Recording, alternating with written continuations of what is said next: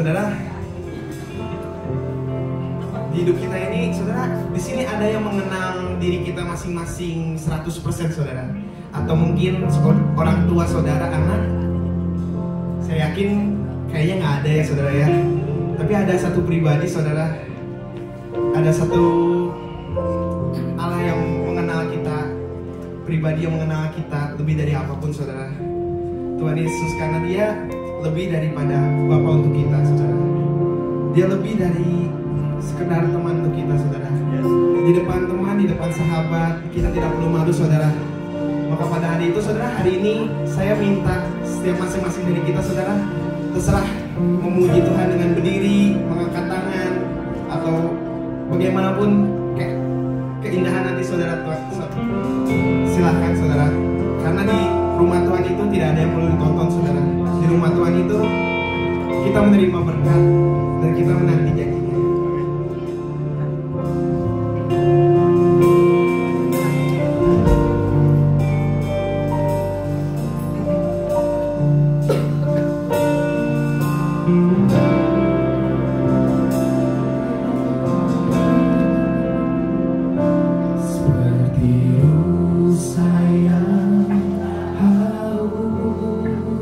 Rindu aliran sungaimu.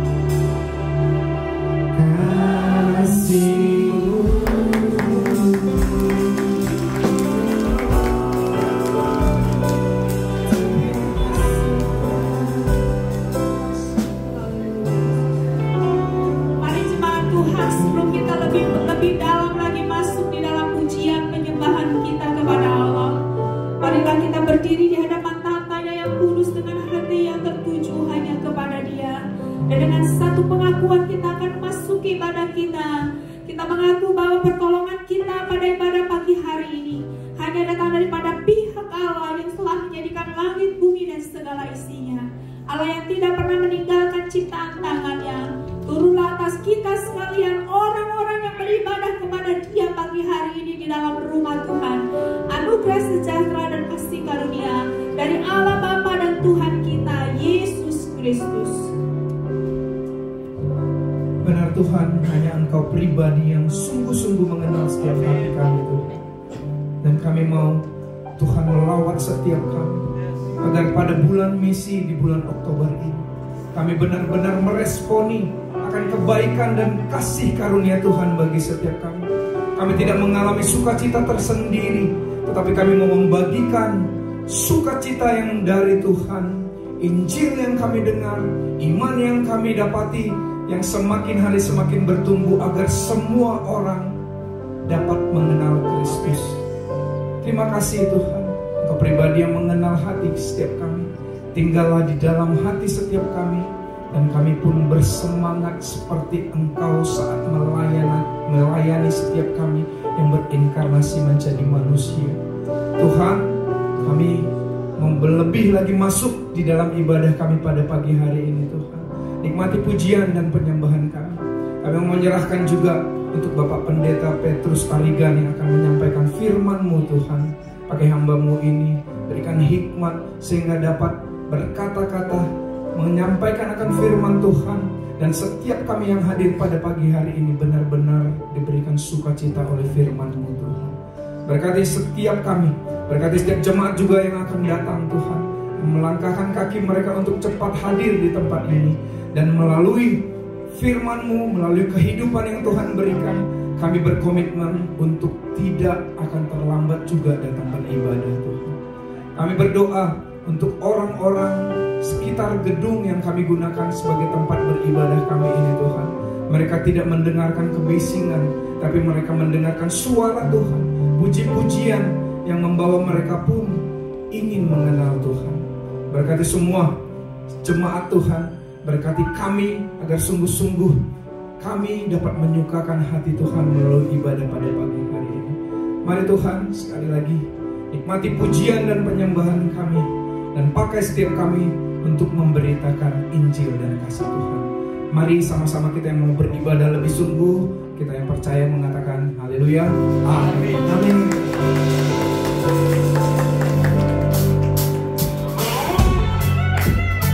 Saya minta tepuk tangannya saudara untuk Tuhan Yesus. Karena Dia Kristus hidup kita saudara.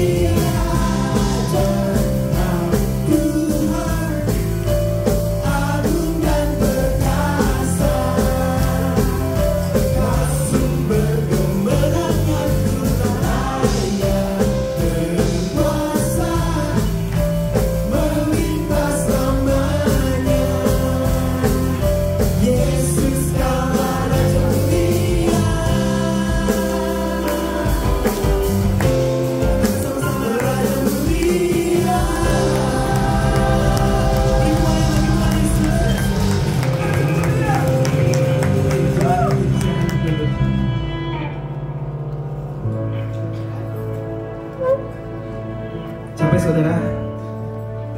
Lumayan ya. Saudara, satu hal yang mengetuk hati saya, yang membuat saya takjub dengan kebaikan Tuhan, saudara, itu di awal, sepertinya di awal atau di pertengahan COVID. Saat itu papa saya pernah terkena penyakit syaraf, saudara. Bagi yang nggak tahu, itu tuh sangat sakit ya saudara, di sini kejepit gitu. Jadi ada suatu ketika papa saya jatuh tiba-tiba sampai guling-guling karena kesakitan, saudara. Lalu kita konsul ke dokter dan akhirnya dapat jadwal untuk operasi ke Surabaya. Tapi saya lihat papa saya masih, meskipun sakit saudara, dia tetap ke gereja, nggak pernah bolos, saudara. Saya tanya ke papa, "Pak, lu, maaf ya saudara ya, lu ini ya, masa lu ke gereja nih, kan lagi sakit, ntar lu mending ini deh istirahat biar apa, gak tambah sakit." Tapi papa saya bilang, "Jangan, kalau misalnya cuma sakit kayak gini saya masih bisa untuk memuja Tuhan." Lalu saya bilang, "Nanti kalau gara-gara papi ngeyel kayak gini, terus penyakitnya nggak sembuh-sembuh, malah nggak bisa sembuh gimana?"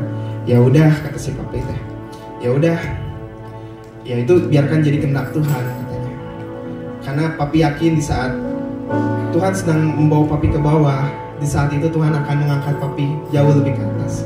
Pada saat hari ini papi saya sudah duduk dengan sehat, saudara. Ini luar biasa ya saudara. Di saat kita dijatuhkan kadang, saudara, di situ saatnya kita dimuliakan oleh Tuhan.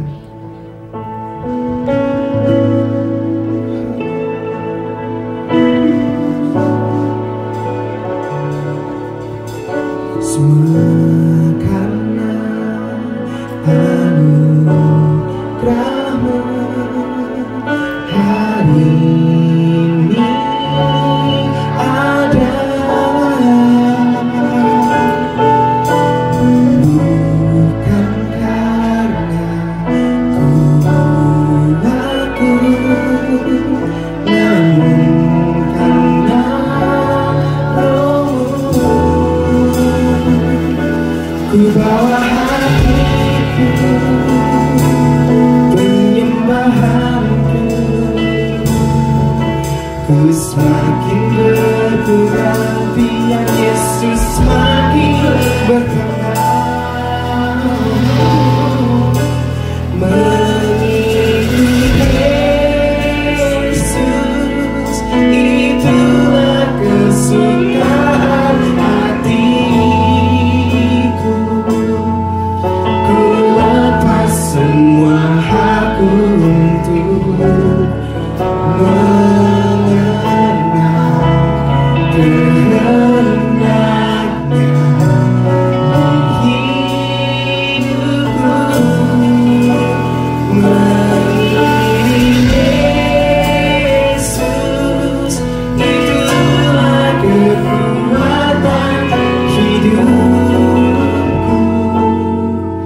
Ku yakin anugerah-Nya mampu jadikanku hamba yang kenal selalu. Mari saudara, dengan hati kita katakan, karena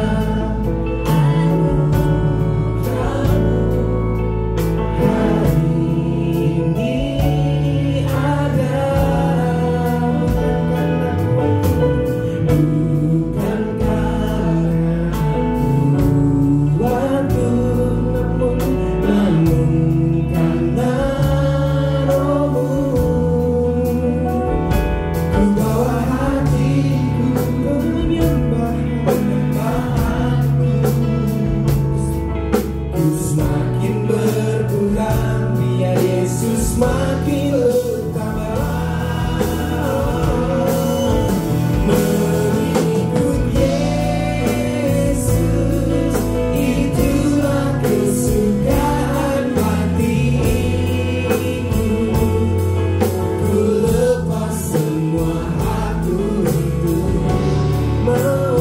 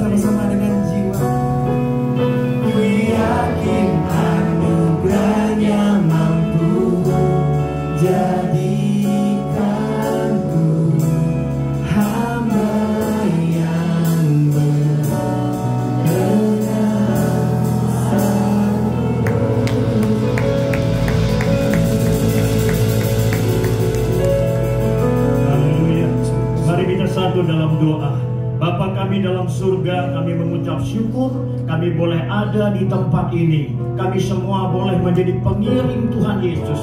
Bukan hanya kami yang mengiring Engkau, tapi kami rindu menyelesaikan pekerjaan Yesus, agar pekerjaan-Mu boleh tuntas, boleh selesai di tengah-tengah dunia ini. Pakai setiap kami, siapapun kami, pagi hari ini tidak ada yang mustahil. Engkau bisa pakai hidup kami semua menjadi alat-Mu secara maksimal.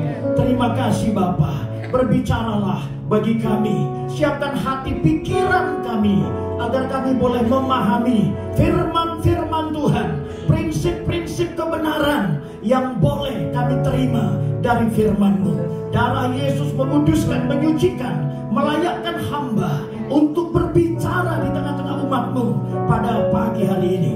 Hanya dalam nama Tuhan Yesus kami sudah berdoa. Bersama kita berkata, amin. Tepuk tangan bagi Tuhan kita. Haleluya. Silakan duduk. Haleluya. Bapak Ibu Saudara, selamat pagi. Shalom. Sekali lagi, shalom. Baik, haleluya. Saya bersyukur pagi ini mendapat kesempatan kembali untuk menyampaikan firman Tuhan, Saudara.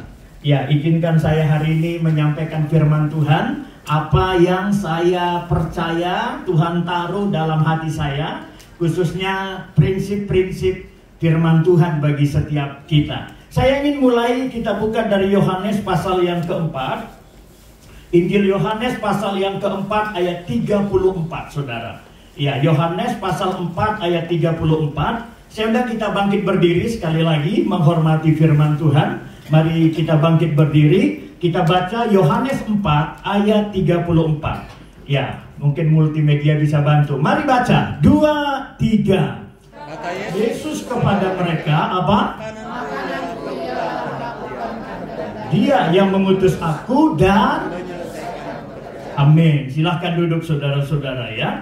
Saudara, kalau kita lihat dari ayat ini, maka dimensi dari pekerjaan Tuhan, ya, atau disebut melakukan kehendak Dia yang mengutus kita, ada dua dimensi. Ya, pertama saudara, pekerjaan Tuhan itu dilakukan. Mari katakan dilakukan. Lebih keras, dilakukan. Nah, makanya saudara dan saya, ya, sebagai orang yang ada dalam Kristus, apalagi orang dalam Kristus itu harus menyerupai Kristus. Ya, dalam 1 Yohanes berkata, kita mengikuti jejaknya. Amin. Kristen itu mengikuti jejak Tuhan Yesus. Makanya kita serupa dengan Dia. Nah, pertama, melakukan kehendak Tuhan itu dimensi pertama ya. Nah, tetapi yang kedua, pekerjaan Tuhan itu dimensinya bukan hanya dilakukan, tapi diselesaikan.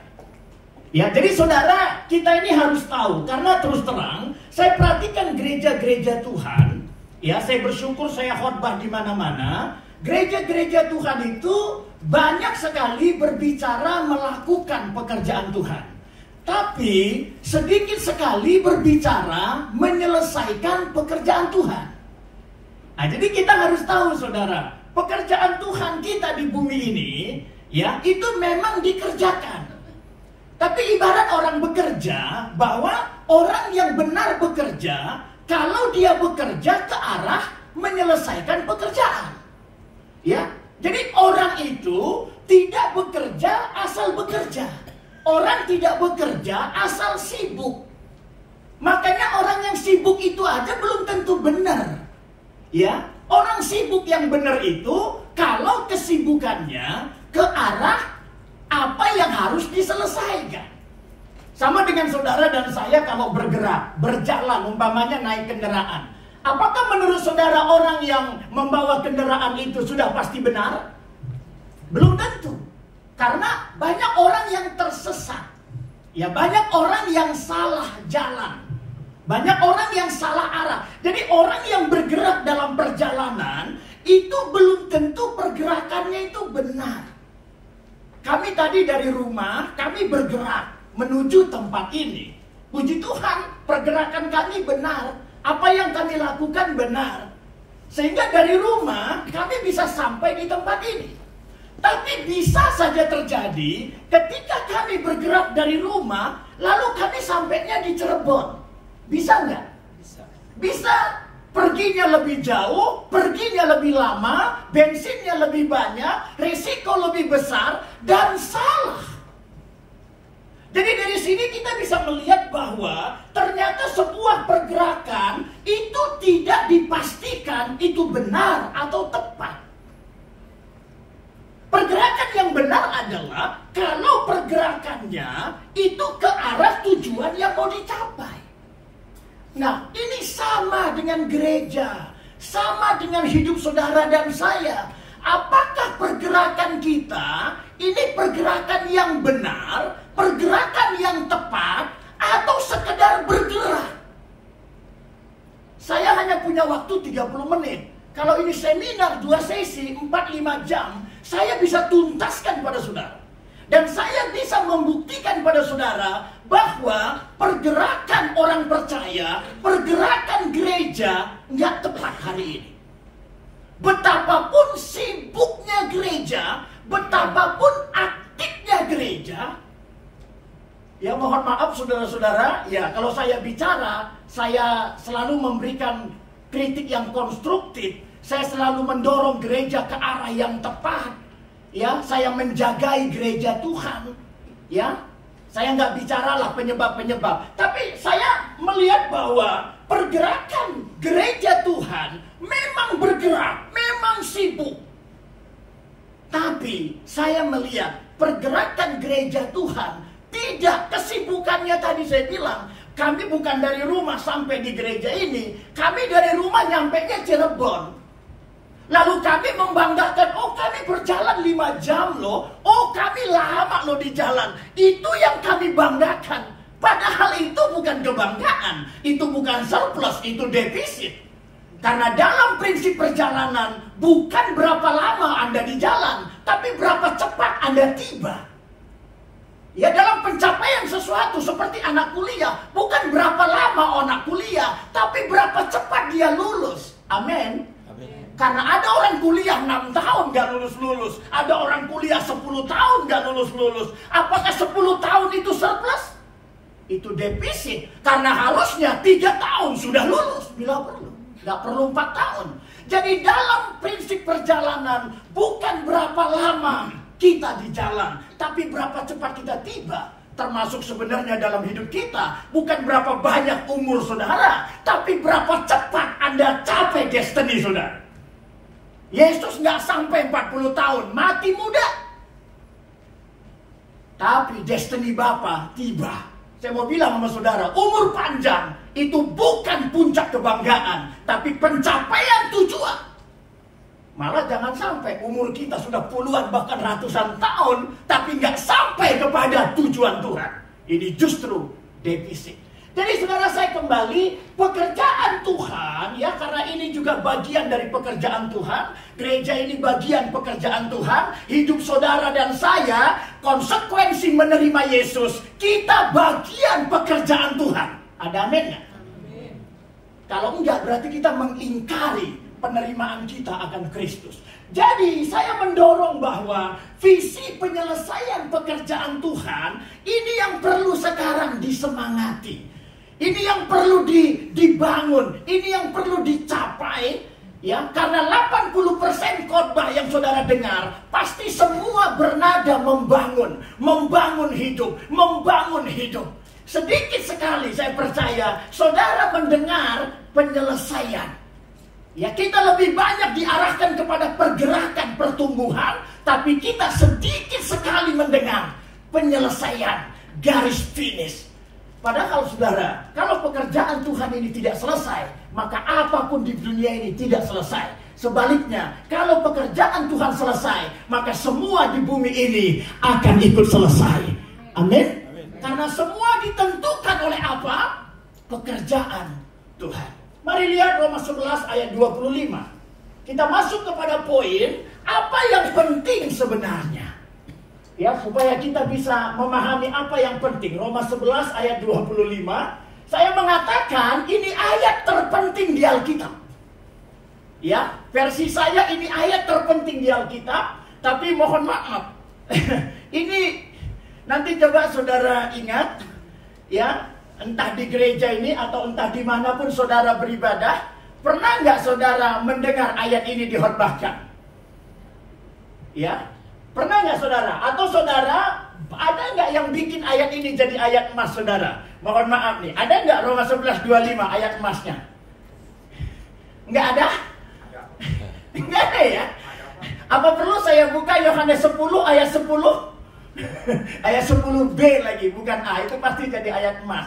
Aku datang membawa hidup dan membawanya dalam kelimpahan. Karena ayat emas kita selalu kelimpahan. Ini masalah Bapak Ibu. Kalau Roma 11 ini tidak menjadi ayat emas saudara, kalau Roma 11:25 ini tidak menjadi kesukaan pengkhotbah kita, ini saja udah jadi bukti kita dalam masalah. Saya nggak bicara tentang hidup ya, saya nggak bicara masalah kesehatan, masalah ekonomi, itu terlalu rendah. Ya, kita sedang masalah dalam kehendak Tuhan. Ayo saya mau tanya saudara, masalah terbesar saudara apa? Kurang uang? Masalah terbesar saudara apa? Sakit? Masalah terbesar saudara apa? Atau tidak dalam kehendak Tuhan? Mana sebenarnya? Masalah terbesar itu bukan soal uang, bukan soal miskin, bukan soal sakit, bukan soal bahagia atau nggak bahagia, bukan soal sukses atau gagal, bukan. Masalah terbesar kalau kita tidak dalam kehendaknya Tuhan. Ada amin nggak sampai di titik ini? Jadi kalau ayat ini tidak menjadi kesukaan, apalagi tidak dibahas, dari sini saja saya sudah temukan satu titik awal bahwa gereja itu bermasalah. Masalahnya keluar dari yang dikehendaki Tuhan. Ini ayat terpenting di Alkitab, Bapak Ibu. Makanya saya anjurkan sama saudara, buatlah ayat ini ayat kesukaan saudara. Jadi ayat emas saudara. Nanti kalau Anda pulang, tolong Anda baca ulang. Kalau mau dalam kehendak Tuhan. Kan tadi lagunya kita mau tetap dalam kehendaknya. Ada amin? Saudara dengar khotbah ini mau dengar kehendak Tuhan atau mau dengar apa yang Anda mau dengar? Karena sekarang banyak jemaat itu nggak mau dengar firman Tuhan. Dia hanya mau dengar apa yang dia mau dengar. Karena nggak semua kehendak Tuhan itu pengen Anda dengar. Ada dua yang bikin Tuhan marah sama gereja menurut tulisan Paulus. Satu, motivasi pelayan yang tidak lurus. Yang kedua, jemaat yang nggak mau dewasa. Itu yang bikin Tuhan marah sama gereja. Tuhan gak pernah marah soal gedung. Tuhan gak pernah marah soal kostum. Tuhan gak pernah marah soal musik. Tuhan gak pernah marah soal parkir. Gak pernah. Yang Tuhan marah kalau para pelayan ini motivasinya gak lurus. Kalau saya khotbah motivasinya gak lurus. Itu yang bikin Tuhan marah. Yang kedua, kalau jemaat gak mau didewasakan. Paulus menegur jemaat Ibrani, secara waktu kamu harusnya sudah jadi guru, tapi faktanya kamu perlunya susu. Paulus marah karena mereka nggak mau dewasa. Jemaat yang hanya mau dengar apa yang dia mau dengar, nggak pernah dewasa. Karena dewasa itu makanan keras, kehendak-kehendak Tuhan yang menyerang kita, yang menuntut, yang membebani kita.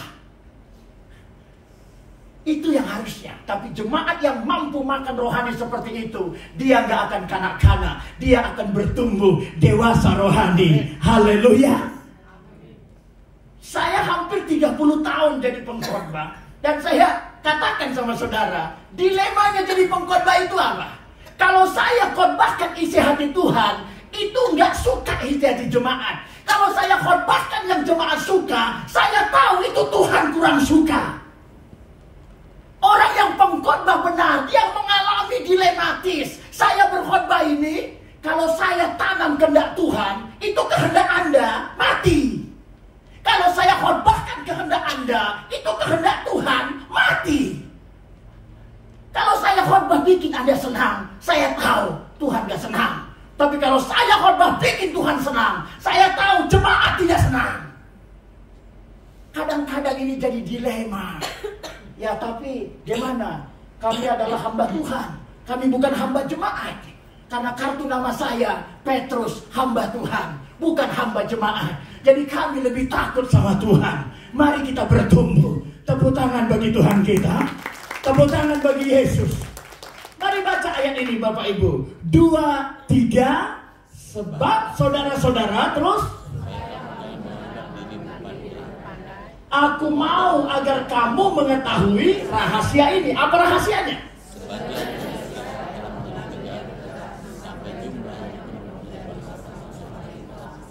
Suaranya makin lowbat ya.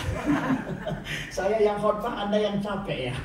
Ya saudara, oke, ini tulisan Rasul Paulus. Dia berkata, aku mau agar kamu mengetahui rahasia ini. Ya, tadi saya katakan pada saudara bahwa pergerakan yang benar itu ke arah pergerakan yang menyelesaikan. Ya, bukan sekedar pergerakan. Ini dengan hati yang tulus. Saya rindu gereja, saya rindu kita semua, pergerakan hidup kita ke arah menyelesaikan. Saya nggak mau saudara hanya sibuk-sibuk saja dalam hidup ini. Tapi kesibukan kita itu ke arah menyelesaikan. Saudara, Paulus berkata, kenali rahasia ini. Dia bicara Israel. Sebagian dari Israel telah menjadi tegar. Sebagian. Ya, saudara, saya mau bilang sama saudara, bahwa puncak yang Tuhan tunggu di bumi ini hanya satu, pemulihan bangsa Israel. Hanya itu yang Tuhan tunggu. Ya, saya tahu Tuhan senang kita mengalami ini itu mujizat berkat, tapi yang paling Tuhan tunggu di bumi ini adalah bangsa Israel itu menerima Dia. Ya, bangsa Israel itu menerima Yesus. Makanya kita rindu, kita nggak lagi dengar Israel perang. Tapi satu kali waktu kita mau dengar Israel menerima Tuhan Yesus. Israel bertobat. Ya, dikatakan rahasia ini, Israel itu tegar. Tegar itu artinya menolak Yesus. Kita tahu bahwa Yesus datang ke bumi ini untuk siapa? Yesus dulu datang ke bumi ini, itu untuk Israel. Bukan untuk kita.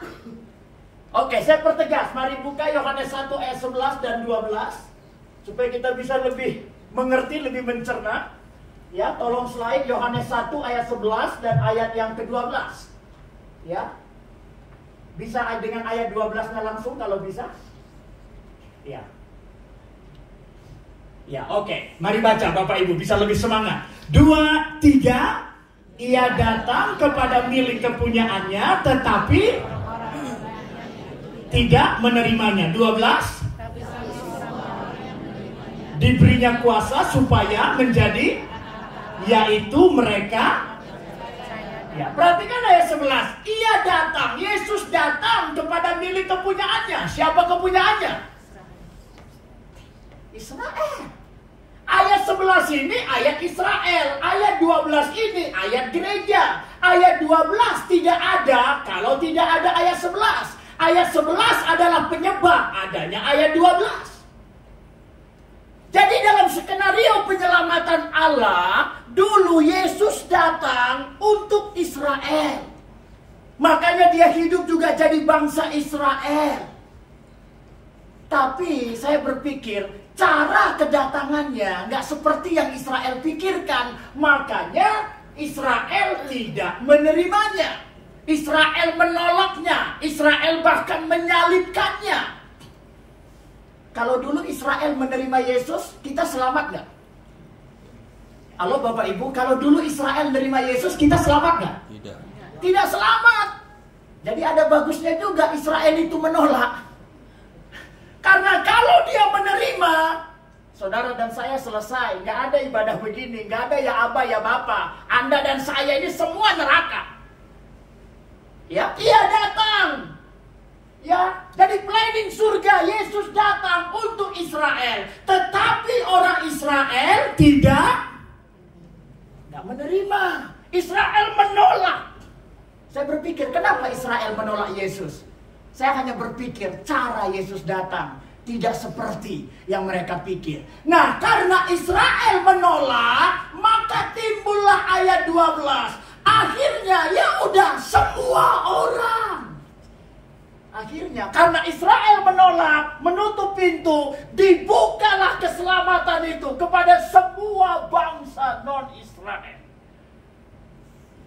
Ya. Sama dengan sebuah ilustrasi perjamuan di dalam Alkitab. Orang yang diundang nggak mau datang, akhirnya dibilang, ya udah, siapa aja yang di jalan, yang di mana, ajak semua ikut pesta. Karena yang diundang ini sombong, nggak mau datang. Karena Israel menolak, terbukalah siapa saja, semua orang. Nah, ini ayat kita. Ini ayat gereja. Ini ayat semua bangsa.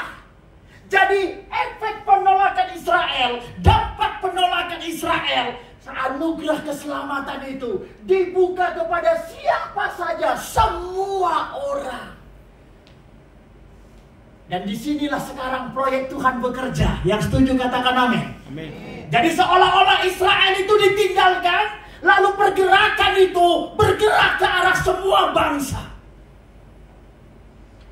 Tapi saudara, Tuhan gak pernah menyesali kasih karunia-Nya. Kembali kepada Roma 11 ayat 25 tadi.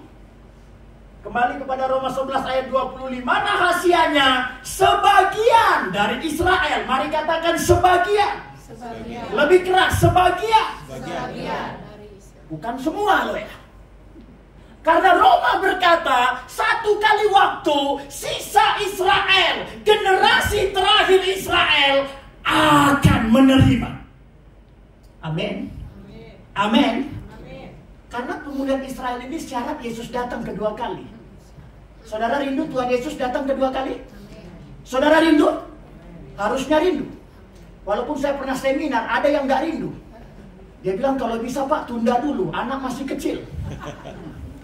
Harusnya rindu, karena kalau Tuhan datang kedua kali, satu, iblis langsung dipenjara. Yang kedua, dunia ini kiamat. Yang ketiga, kita dipermuliakan. Kalau Tuhan Yesus datang kedua kali, itulah titik balik kehidupan zaman, titik balik kehidupan baru. Percayalah, kalau Tuhan Yesus belum datang kedua kali, hidup ini gini-gini aja. Nggak akan berubah, percaya saya. Hanya dunia ini muter-muter aja. Makanya saya rindu gereja itu menyelesaikan. Supaya Tuhan datang. Kalau Tuhan datang, iblis itu langsung dipenjara. Kalau sekarang nggak bisa dipenjara, kita bisa tengking, nggak bisa tangkap. Kita polisi, iblis itu buronan, tapi nggak bisa tangkap. Kalau ada polisi nggak bisa tangkap buronan, ini polisinya goblok. Karena polisi yang pintar, buronannya cepat ketangkap. Kalau ada polisi nggak pernah nangkep buronan, ini kurang pintar. Makanya sekarang gereja jangan puas tengking-tengking iblis. Itu bukan kelas tertinggi. Tapi kita harus bisa tangkap iblis. Amin deh. Dan cara menangkap iblis menurut Alkitab cuma satu. Hadirkan Yesus kedua kali. Kalau Tuhan Yesus tidak datang kedua kali, iblis nggak pernah bisa ditangkap. Jadi kalau mau mengalahkan iblis, nggak cuma tengkang-tengking. Tetapi kita harus menghadirkan Tuhan kedua kali. Kalau Tuhan datang, iblis dipenjara, dunia kiamat. Dan kita semua memerintah, dipermuliakan bersama Tuhan. Nah, tetapi kedatangan Tuhan itu kuncinya pemulihan Israel. Makanya fokus pergerakan gereja itu harus mengarah bagaimana Israel itu dipulihkan. Ya, bagaimana Israel bisa menerima Yesus. Itu yang harusnya titik tertinggi. Lalu dikatakan Israel itu tegar sampai. Katakan sampai. Lebih keras sampai. Berarti ada batas. Berarti Israel itu tidak tegar selama-lamanya. Ada batas. Israel ini hatinya akan terbuka kalau batasnya itu sampai. Ya, makanya kita mesti sampai kepada kata sampai itu. Kami tadi tidak bergerak lagi setelah sampai. Saya bilang sama anak istri saya, sudah sampai, turun. Tujuan kita udah sampai, nggak ada lagi pergerakan. Kalau belum sampai, jalan terus nggak? Bapak Ibu sebelum sampai sini naik mobil terus nggak? Naik mobil terus kan? Amin ya? Bisa saya minta tenaganya sedikit lagi? Ada amin? Amin. Kasih stamina buat saya, ada amin? Karena kalau seandainya enggak, saya lama-lamain lagi nih. Saya soal waktu bagi saya nggak ada masalah. Resiko tertinggi saya nggak diundang. Dan saya nggak ada masalah, diundang nggak diundang. Mimbar saya banyak. Jadi tolong agak lebih konsen, biar saya lebih cepat selesai. Kalau saya lihat muka saudara ngerti, saya cepat selesai. Kalau saya lihat nggak ngerti-ngerti, bila perlu nggak selesai-selesai. Karena target saya Anda mengerti. Tuhan saya bukan jam dinding, Tuhan saya Roh Kudus. Amin. Tuhan kita juga. Ada amin? Tepuk tangan untuk Tuhan kita. Kalau udah sampai, saya akan berhenti. Jadi kalau belum berhenti, berarti belum. Nah, Israel itu akan tegar sampai. Ini syaratnya. Sampai kapan? Jumlah yang penuh dari. Jadi, Yesus akan datang kedua kali kalau Israel pulih. Israel pulih kalau jumlah dari bangsa-bangsa ini. Makanya saya katakan, Kristen itu ada jumlahnya, ada kuotanya. Tugas gereja tidak lain, tidak bukan. Soal Anda diberkati, Anda disembuhkan, Anda sukses, itu bukan tujuan iman. Itu hanya transit, sesuatu yang bisa kita lewati. Tadi kami sebelum kesini, kami makan bubur ayam dulu. Karena saya sebelum khotbah itu mesti kenyang supaya nggak terlalu marah. Kalau lapar itu kan marah. Kenyang aja masih marah, apalagi lapar. Tapi makan bubur itu hanya transit. Tujuan kami ibadah. Jadi jangan bikin makan bubur itu tujuan. Berkat, mujizat, sukses. Sama sekali bukan tujuan iman. Tujuan iman apa? Menggenapkan jumlah orang percaya. Makanya satu orang bertobat, surga. Ya, satu orang bertobat, jiwa baru, itu surga bersukacita. Kenapa? Karena kita semakin dekat dengan pemulihan Israel. Makanya satu orang bertobat, ada nama baru, surga bersorak-sorai. Tapi kalau satu orang pindah gereja, surga nggak bersorak-sorai, hanya sinode yang bersorak-sorai. Makanya jangan target jemaat lain, targetkan jiwa baru. Haleluya. Ada amin? Ini prinsip pertama, bahwa pemulihan Israel terjadi kalau pencapaian jumlah. Makanya tugas orang Kristen itu apa? Menambah jumlah. Makanya harus terus menangkan jiwa baru. Saudara semua harus pergi menginjil, cari, jangkau. Bukan soal tambah kaya nggak ya kita ya, bahagia nggak ya kita ya, sembuh apa nggak ya kita. Bukan itu. Tapi ada nggak penambahan jiwa baru lewat hidup saudara, lewat harta saudara, lewat jabatan saudara, lewat karir saudara, lewat doa saudara. Bukan soal Anda bahagia apa tidak, tambah sukses apa tidak. Itu namanya iman yang egois. Harusnya kita berpikir, saya nggak peduli mau tambah kaya, mau enggak, mau sehat, mau sakit. Tapi kita percaya, kalau kita taruh hidup di tangan Tuhan, Tuhan selalu melakukan yang terbaik. Amin. Untuk kita. Amin. Saya bilang sama saudara, Tuhan mengurus hidup saya lebih dari saya mampu mengurus hidup saya. Karena kalau saya mengurus hidup saya tahu hari ini pun saya nggak bisa bicara. Tapi karena saya tidak mengurus hidup saya, Tuhan yang urus. Sesuatu yang lebih dari dugaan kita. Tapi itu bukan tujuan iman. Jadi tujuannya adalah semua gereja, semua orang percaya, harusnya yang ada di pikirannya bagaimana penggenapan kuota orang percaya bisa terus bertambah lewat hidup kita. Ada amin? Amin. Jadi yang pertama, kita harus menggenapkan jumlah. Dan prinsip kedua, jumlah yang diminta dari mana? Bangsa. Mari katakan bangsa-bangsa. Lebih keras, bangsa-bangsa. Terakhir saya khotbah di sini, saya bicara bangsa adalah suku.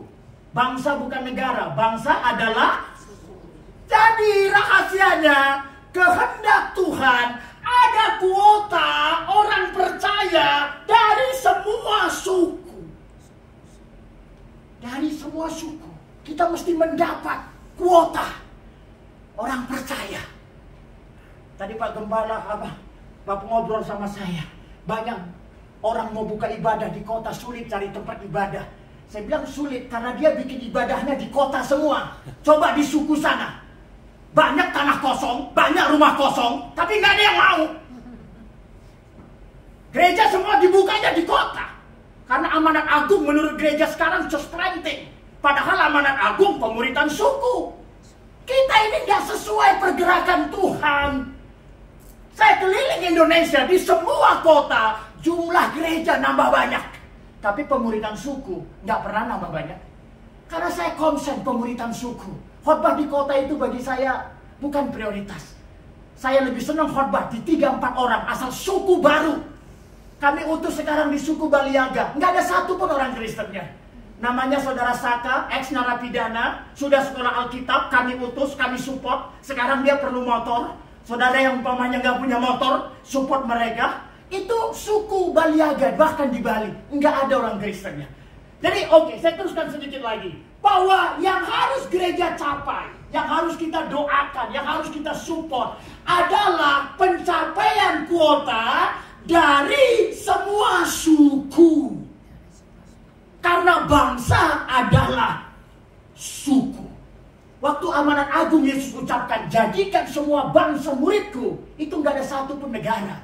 Jadi acuan bangsa bukan negara, acuan bangsa adalah suku. Kalau suku itu sudah ada sejak dari zaman baheula. Makanya wadah manusia itu ada dua. Wadah saudara dan saya ada dua, suku dan negara. Negara itu politik, suku itu kehidupan. Makanya ikatan suku lebih kuat dari negara. Ya, warga negara bisa dilepas, suku nggak bisa dilepas. Ya, saya kalau ada teman saya, dia dulu bangsa Indonesia, dia lepas, sekarang jadi warga negara Amerika. Tapi suku nggak bisa dilepas. Sekali orang Batak, sampai mati orang Batak. Sekali Chinese, sampai mati orang Chinese. Ada saudara yang pernah mengganti suku saudara? Ah, bosen nih jadi Sunda, saya mau pindah jadi Kupang, ada? Gak bisa, ikatan suku itu lebih kuat. Karena di mata Tuhan, wadah manusia itu suku. Makanya kuota yang dibutuhkan adalah dari semua suku. Saudara tahu berapa suku di bumi? Saudara tahu berapa suku di Indonesia? Berapa yang sudah jadi murid? Di mana mereka? Bagaimana strategi penjangkauannya? Adakah saudara yang berdoa menyebut nama suku? Udah kita ini minus terus. Namanya nggak tahu, mereka di mana nggak tahu. Bagaimana saudara melayani apa yang saudara nggak tahu? Ini saya nggak tahu nih. Bisa tangkapkah Bapak Ibu?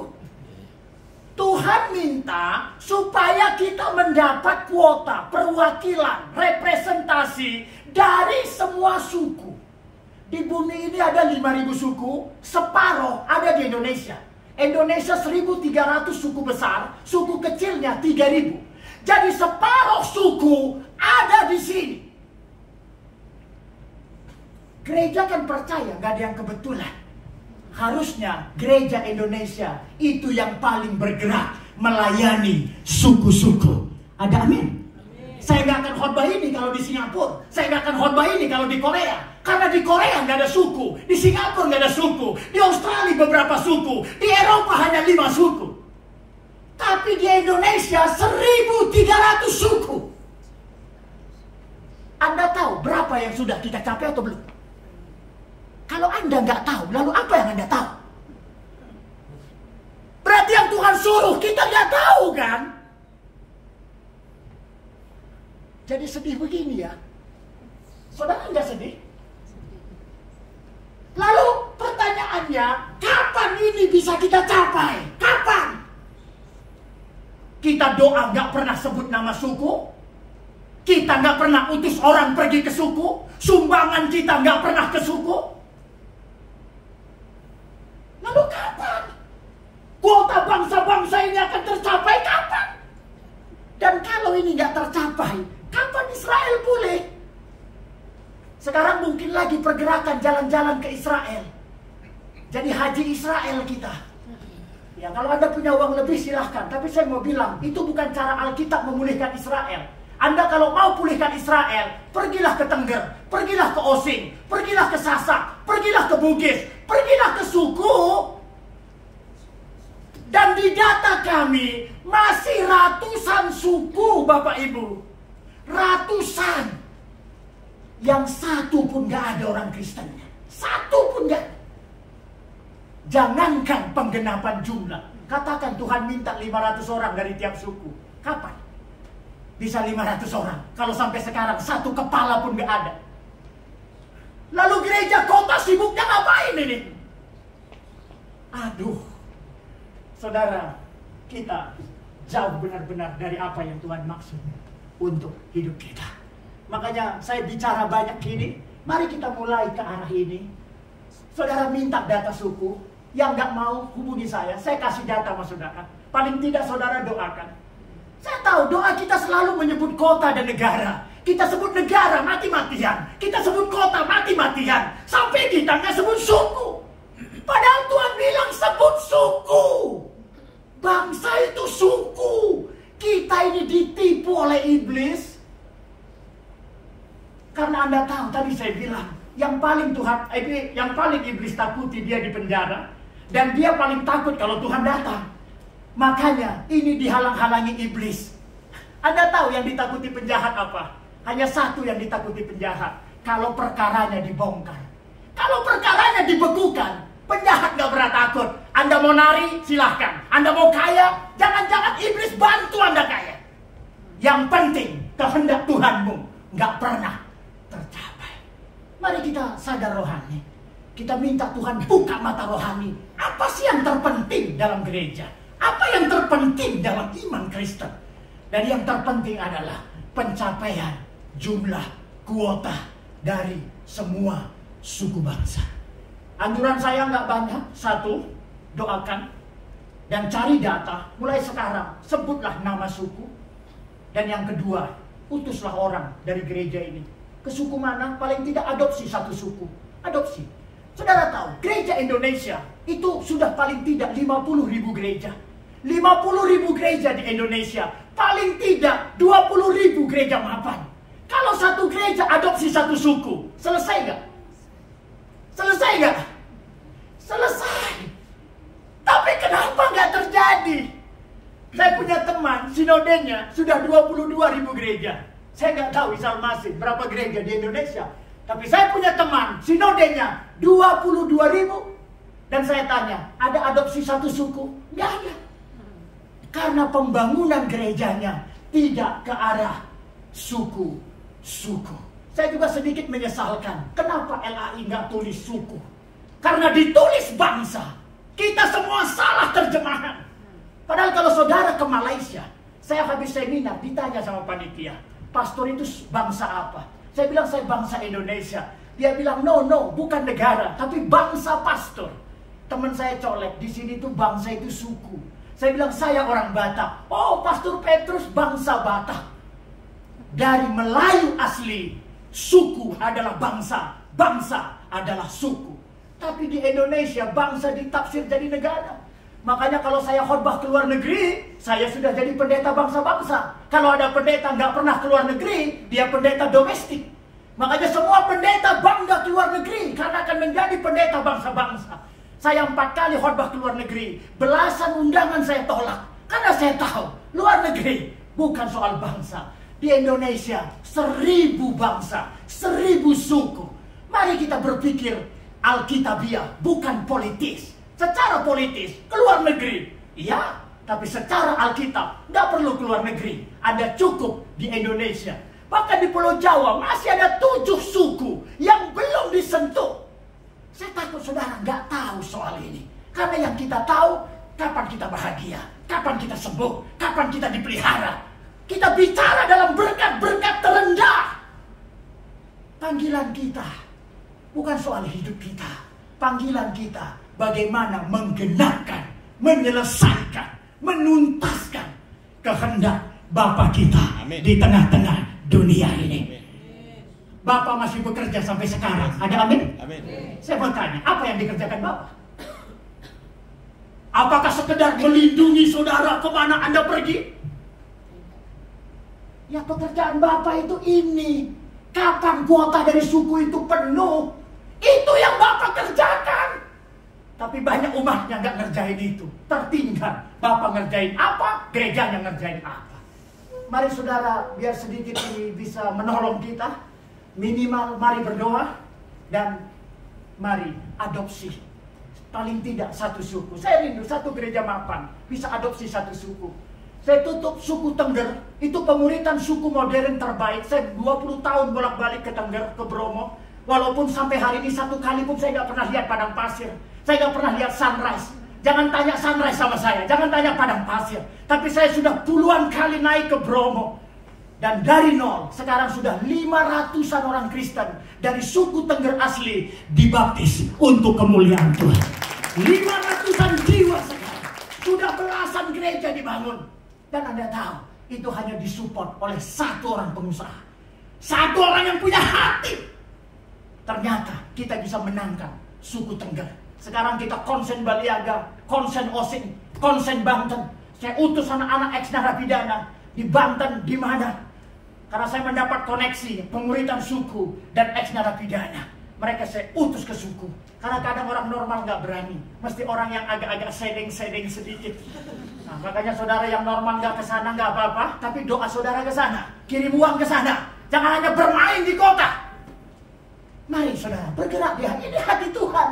Halo, ada amin? Anda mau dengar hati Tuhan? Atau Anda mau dengar hati Anda? Maafkan saya tahu 80% khotbah itu menyenangkan saudara. Biarkan hari ini 1% menyakiti saudara. Karena nggak semua kebenaran itu menyenangkan. Ada amin? Amin. Tapi ini Alkitabiah. Mari kita buat Tuhan datang dengan cara Israel pulih dan syarat Israel pulih. Mari kita genapkan kuota. Paling tidak saudara bilang, Tuhan penuhkan kuota dari suku-suku melalui pendeta yang kemarin khotbah. Walaupun saya nggak tahu siapa orang itu. Tapi saya tahu ada perlu kuota dari suku-suku. Bila perlu Anda tahu nama sukunya, sebut. Suku ini Tuhan, suku ini Tuhan, suku ini Tuhan. Dan saudara mulai support. Kalau ini dilakukan gereja, cepat. Israel akan cepat pulih. Dan Tuhan datang. Ngapain lagi Anda macet-macet di Bandung ini? Anda tahu manusia paling sukses di bumi? Namanya Salomo. Usia muda, kedudukan raja, harta melimpah, hikmat luar biasa, 1000 wanita. Nggak ada manusia di bumi sampai kapanpun melebihi Salomo. Ada di Alkitab. Saya pergi ke Brunei, istri Sultan cuma 3. Walaupun kemarin dia baru borong 7.000 unit mobil mewah. Sultan Brunei sekali potong rambut 355 juta. Sekali potong rambut. Tapi istrinya cuma 3. Salomo itu 1000. Sehari ketemu 1, rotasinya 3 kali lebaran, 3 hari puasa ya. Bang Toyib itu Salomo itu. Tapi bukan ini pesannya. Apa Anda mau cari sekaya Salomo? Apa mau jabatannya setinggi Salomo? Apa mau kepuasannya sehebat Salomo? Apa itu pelajarannya? No.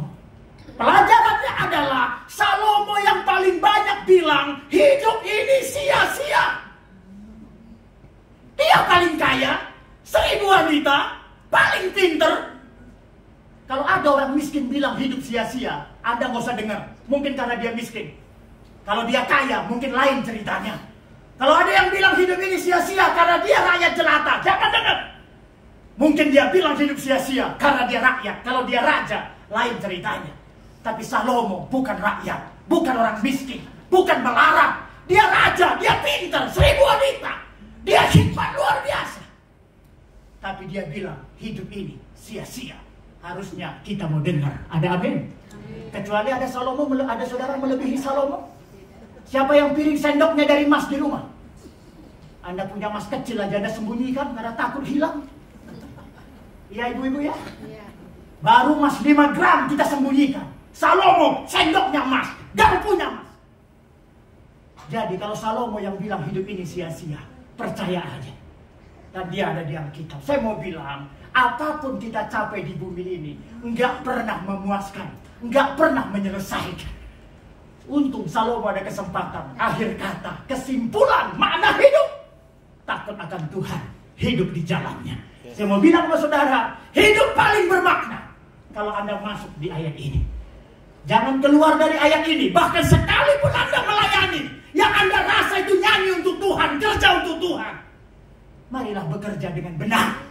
Bukan sekedar bekerja, tapi mari bekerja ke arah pergerakan pemuritan suku-suku bangsa. Mari berikan tepuk tangan bagi Tuhan. Mari bangkit berdiri Bapak Ibu. Haleluya. Mari bangkit berdiri bersama-sama. Kita satu di dalam doa. Mari angkat tangan kita. Bapa dalam surga, kami mengangkat tangan di hadapan-Mu. Kami sudah mendengarkan firman-Mu, meteraikan firman-Mu dalam hati kami. Kami rindu Engkau datang kedua kali ya Tuhan. Dan kami tahu kedatangan-Mu kalau Israel dipulihkan. Kami rindu bangsa Israel menerima Yesus sebagai Tuhan. Kami tahu Israel pulih kalau kuota dari suku bangsa dipenuhi. Kami berdoa biarlah kuota dari semua suku bangsa, khususnya di Indonesia. Karena separuh suku ada di negara ini. Dan kami percaya tidak ada yang kebetulan. Kami tidak di Korea, kami tidak di Amerika. Kalau kami ada di Indonesia, Engkau punya rencana untuk kami. Hamba berdoa, hamba percaya Engkau berikan kami urapan ini, agar kami mampu memuridkan semua suku bangsa di seluruh Indonesia. Berapapun jumlah kuota dari suku itu kami bisa capai. Mari angkat tangan kita. Tuhan, ini kami, utus doa kami, utus daya kami, utus dana kami, bahkan utus nyawa kami Tuhan. Agar kami bergerak ke arah pergerakan yang benar, ke arah pergerakan yang tepat. Kami tidak hanya menjadi korban organisasi, kami tidak hanya sibuk di tengah kota ini, tapi kami bergerak ke arah penggenapan, penyelesaian kehendak-Mu. Beri kami kekuatan semua. Bukalah mata rohani kami, agar kami mengerti, agar kami memahami semua tipu daya iblis. Aku patahkan dalam nama Yesus. Bukalah mata rohani kami. Oh, terbukalah dalam nama Tuhan Yesus. Tutup bungkus kami semua oleh kuasa-Mu. Kami percaya dalam waktu yang cepat seluruh suku bangsa di Indonesia menjadi murid Tuhan Yesus, menjadi murid Tuhan Yesus, penuh kemuliaan Tuhan. Terima kasih Tuhan, hanya dalam nama Tuhan Yesus. Yang percaya katakan bersama, amin. Tepuk tangan yang meriah bagi Tuhan.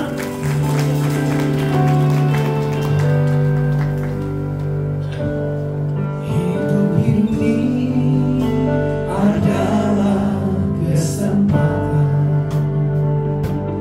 Hidup ini untuk melayani Tuhan. Jangan sia-siakan waktu yang Tuhan beri. Hidup ini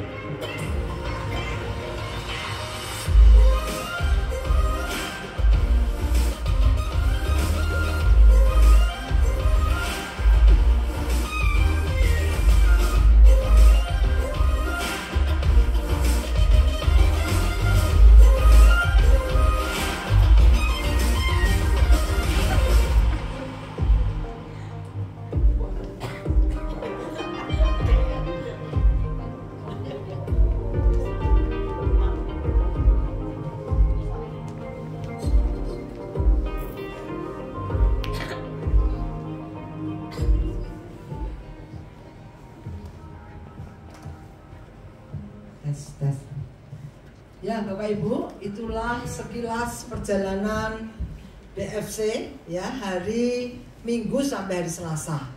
Dan yang Bapak Ibu lihat itulah jemaat BFC yang sebenarnya. Ya, selain ketemu di hari Minggu ya. Jadi ada banyak bakat-bakat terpendam, baik sebagai penyanyi, penari, penarik odong-odong, semuanya ada ya kemarin waktu kita ke Pangandaran. Nah hari ini peserta dari Pangandaran masih kepengen kumpul ya. Nah kumpulnya kali ini rohani karena mau nyanyi ya. Saya undang teman-teman yang kemarin ikut ke Pangandaran untuk maju ke depan. Kita akan mempersembahkan sebuah pujian ya.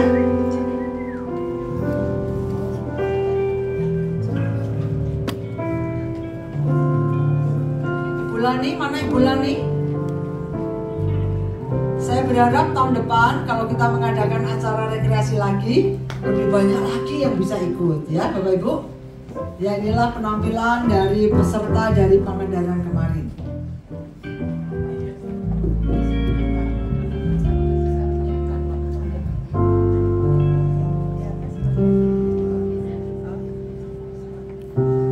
Sebagian di atas aja, sebagian di atas. Sebagian di atas.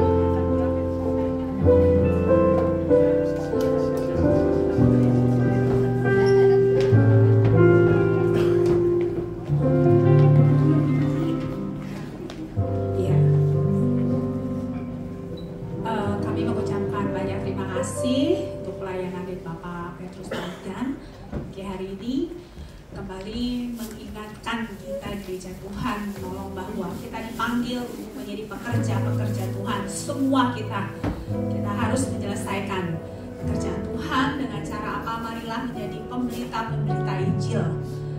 Tiap-tiap hari, Bapak Ibu jangan abaikan siapapun. Tapi tadi dalam doa-doa kita, mulai kita dengan spesifik mulai berdoa. Suku-suku, untuk orang-orang tertentu, sebutkan namanya kalau kita kenal mungkin ya, dan juga supaya kita mengambil bagian dalam pekerjaan Tuhan. Mari kita akan mengakhiri ibadah kita pada pagi hari ini. Saya undang untuk bagi kaki bertinggi. Dan setelah ibadah Bapak Ibu, jangan lupa kita hari ini ada fellowship di bawah ya. Untuk semua jangan langsung pulang, bisa ngobrol-ngobrol, saling mendoakan. Tadi kalau bisa ada, ada saudara saya yang belum kenal Tuhan di suku ini, bangsa ini, boleh di-sharekan dan itu bisa menjadi bagian.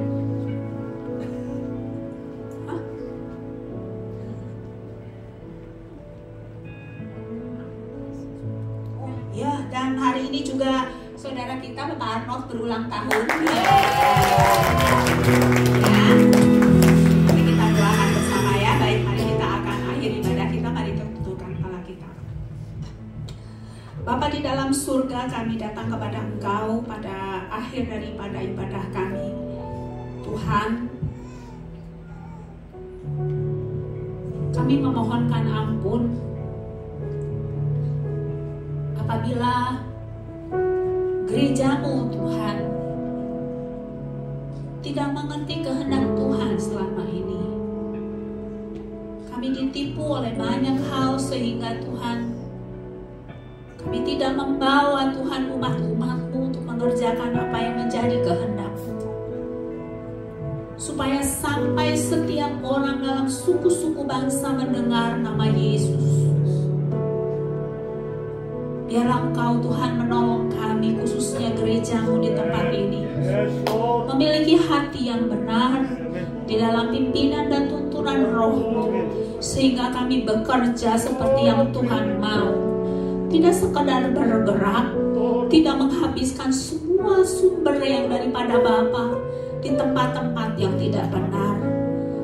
Tapi biarlah kami menjadi partner kerja daripada Bapa yang mengerjakan bagian yang sudah Bapa tempatkan. Kami berdoa biarlah setiap suku-suku bangsa boleh mendengar kabar baik. Ada Yesus yang menyelamatkan. Oleh sebab itu setiap usaha yang dikerjakan di sana, Tuhan campur tangan. Kami mendengar Tuhan bahwa LAI sedang juga mengerjakan proyek Tuhan penerjemahan Alkitab untuk suku-suku bangsa. Oleh sebab itu berkati ini Tuhan. Biar ini juga menjadi sarana untuk kami gereja-Mu memberitakan Kristus, dan mereka boleh dengar Yesus di dalam bahasa mereka.